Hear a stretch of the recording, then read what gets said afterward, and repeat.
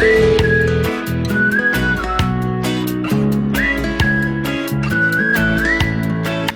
मैं उज़्माबलोच और आप सबको मेरा सलाम। आज हम बनाने जा रहे हैं बंद गोभी के पकोड़े। तो बहुत ही आसान रेसिपी। आइए रेसिपी शुरू करते हैं और आपके साथ रेसिपी शेयर करते हैं, देखते हैं कि कैसे बनाते हैं।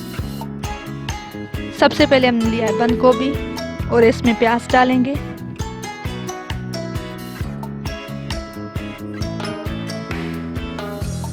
बेसन,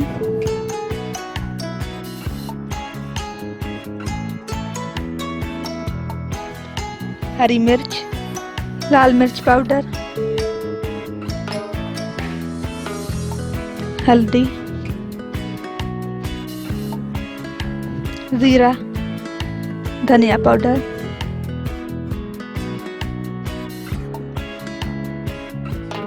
और नमक। अब इसे अच्छे से मिक्स कर लेंगे।